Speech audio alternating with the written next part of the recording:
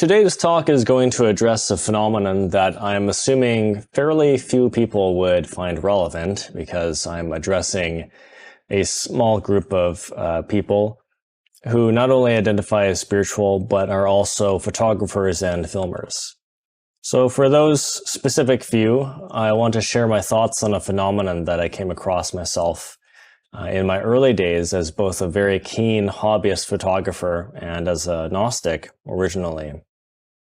So at the time, I was working on this reasonably large landscape photography project, and at the same time, I had gotten back into practicing astral projection more seriously and was having vivid experiences every night.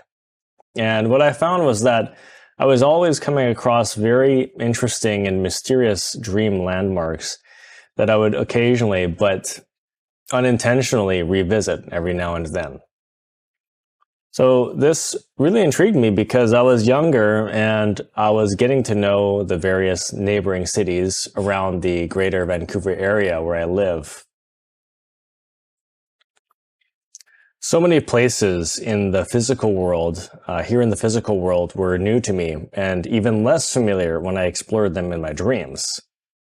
So I became fascinated by these dreams and experiences.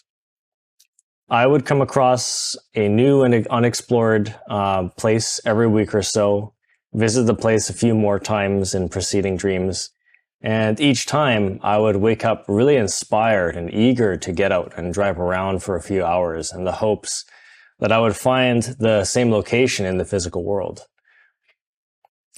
I did this for most of the dream landmarks because most of them seemed familiar enough for me to believe that I'd passed by them a long time ago when I was a young boy visiting Vancouver from the island. So this was a very exciting routine for me.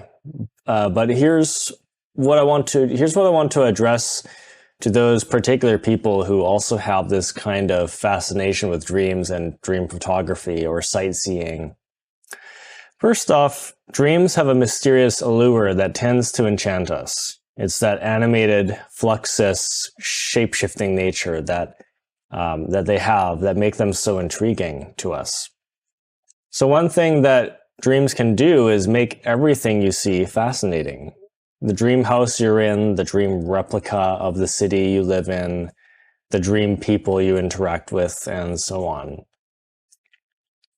And what tends to happen is that we become really intrigued by the most mundane things we come across. And part of the magic behind this is the fact that nothing maintains a constant form in the dream world or astral plane. So everything is shape-shifting from moment to moment. Now, for most people, generally speaking, the fascination we experience is a good thing because your dreams are actually inspiring you to look at everyday appearances from a different perspective and appreciate them more. But on the other hand, if you're a spiritual person walking the path seriously, and you're finding yourself becoming obsessed with things you see in your dreams, and all you want to do with your spare time is wake up and draw or paint everything you saw, or like me, spend hours driving around looking for that dream place so you can photograph it, then you could potentially end up wasting a lot of time every day on activities that you really shouldn't be spending so much time on. Not only that, but as a passionate artist or hobbyist, it's really that passion and fascination that is counterintuitive to spiritual work. Because, when you become obsessed with something, you love that thing so much more than anyone else.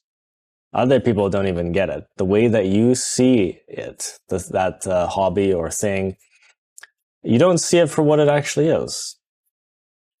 And on top of that, you're attached to it. So with dreams, for example, it's very easy to become enchanted by the psychedelic appearances and believe many things to be more significant than they actually are.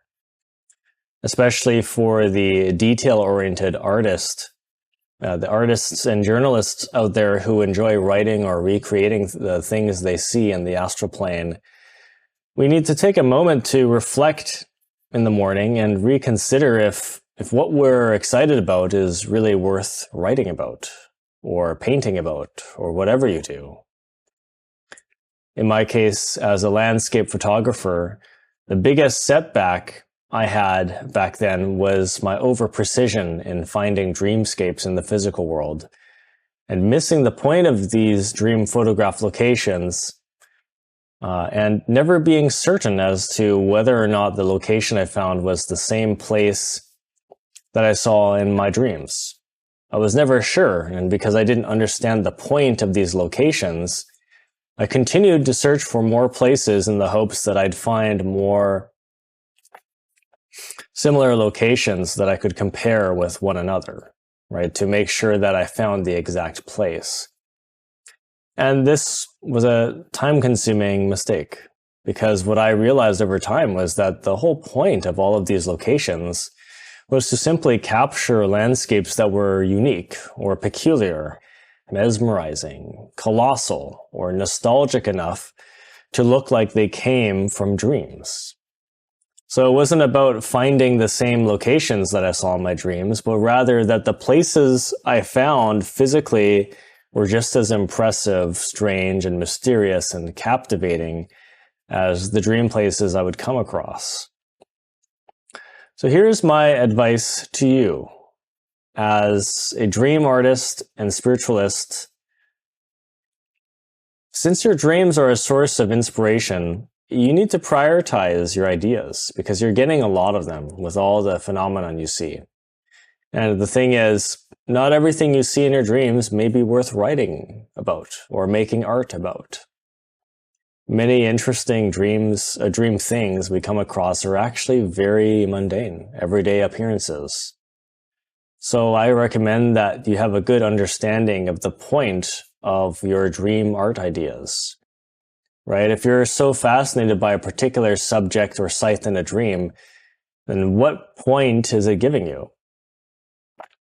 Like, what are the elements that it has that make it stand out more than other dream subjects you've seen?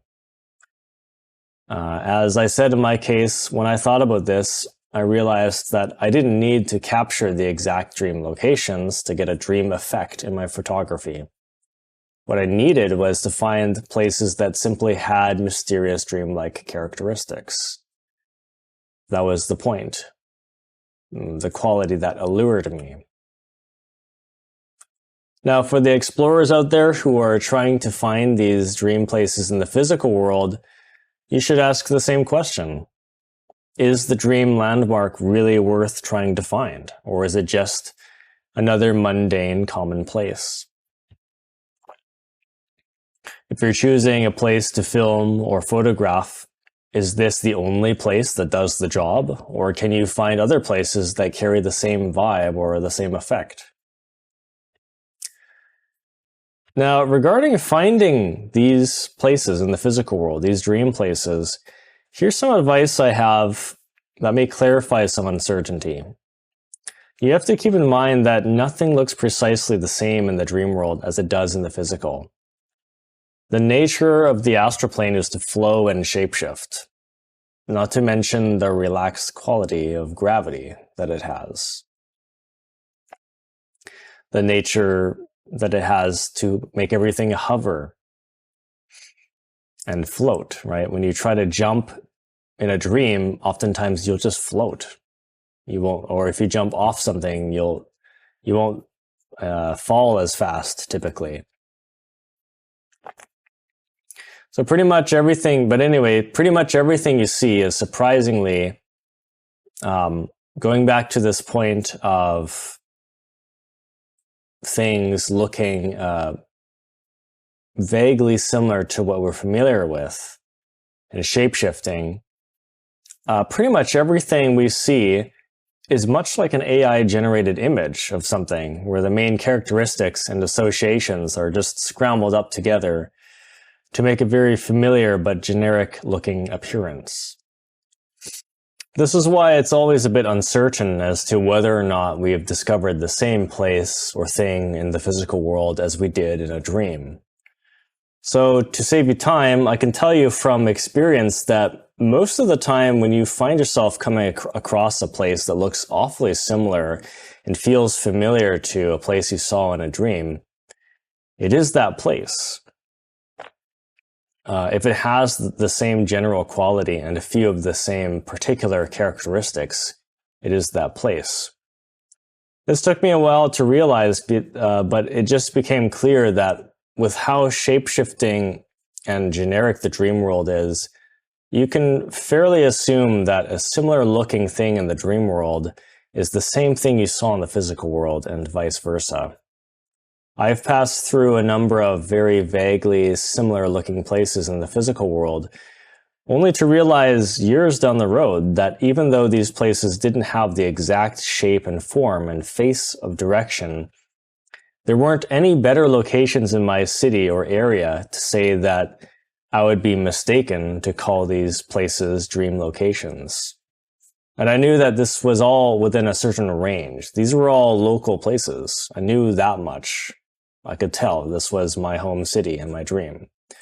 It wasn't like I was wandering through dream Chicago or New York and misinterpreting that as my hometown, and so of course nothing was matching. No, this was my hometown city that I was mechanically dreaming through. That's why I was there, because it's the place that I live, the place I repeat the most actions.